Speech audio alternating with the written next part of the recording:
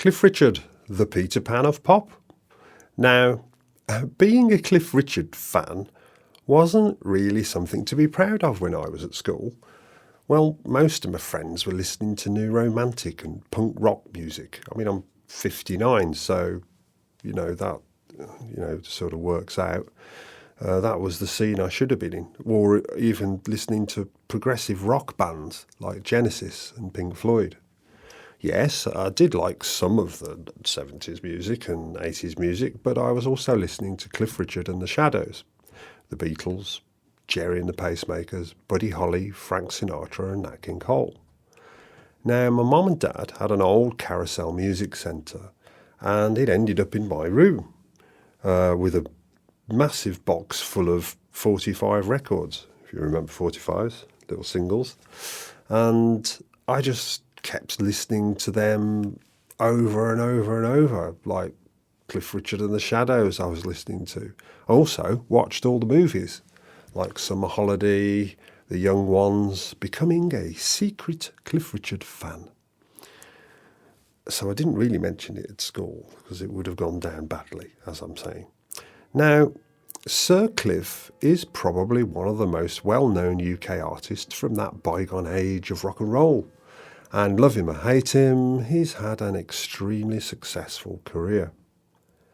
So let's rewind to the late 1950s and early 60s. Now, that was a time when rock and roll was still in its infancy, and a young singer named Cliff Richard was Britain's answer to Elvis. Cliff Richard burst onto the scene in 1958 with his hit Move It. I think I mentioned that I did not a cover of Move It. It was I went to a talent contest and sang Move It in a very Cliff Richardy sort of style, and I think I won it, which I didn't really want to get up on the stage, but there you go. So many consider that to be Britain's first true rock and roll song.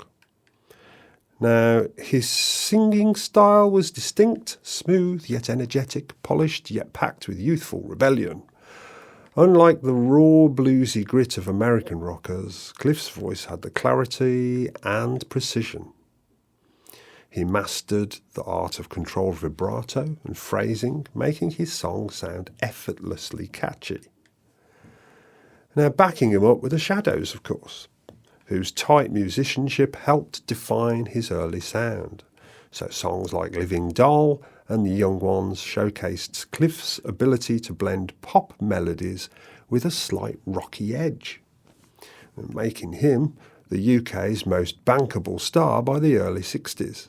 His versatility meant he could croon ballads just as effectively as he could deliver upbeat rockers. But then everything changed. The year was 1963. Enter the Beatles. They were fresh, exciting, and brought an entirely new energy to British pop with their infectious harmonies, charismatic personalities, and boundary-pushing songwriting. They quickly became a sensation. So by the end of 1963, Cliff Richard, who had dominated the charts for nearly 5 years, found himself competing with a new wave of artists who didn't just follow trends, they set them.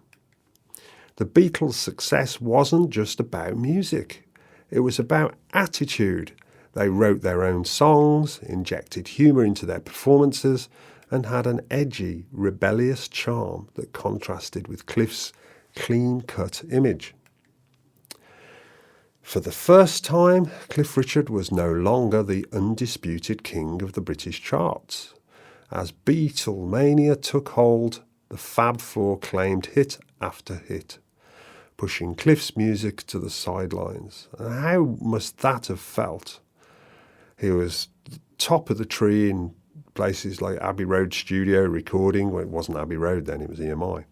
And then all of a sudden, along came the Beatles.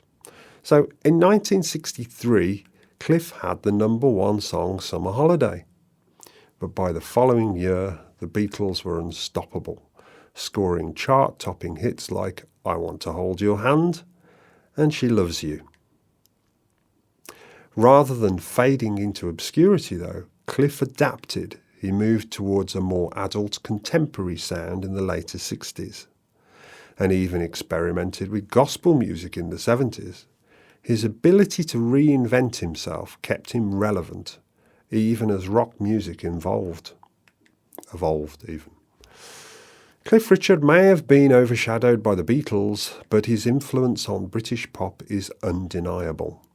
He paved the way for homegrown rock and roll, proving that British artists could create music that rivaled their American counterparts. He rightly claimed the title, and the reason for this video, the Peter Pan of pop. And despite the changing tides, he remains a legend with a career spanning over 6 decades. Now, I thought I'd talk a little bit about Cliff because really, I think he gets quite a bad press. And I don't just mean the things that get into the news. I mean, as a singer, he gets a bit of a bad press. And you cannot dispute that he's a very good singer and still is a very good singer. So I'd just like to, I suppose, give my support, as it were, as a person not from the rock and roll era, a person that grew up in the punk era, as I've just said, and the new romantic era, but I still recognised his ability to sing, and the musicianship behind it was from the Shadows, and the Shadows were and still are one of my favourite groups. Hank Marvin, there's no one that can really do what Hank Marvin did back then. People try, but he's just got something about the way he plays. So anyway, I hope you enjoyed my short video, and I shall be doing one. I think I'm doing one on Ringo Starr soon as well. So if you're interested, then let me know. And don't forget to like and subscribe if you like my videos. Thank you very much.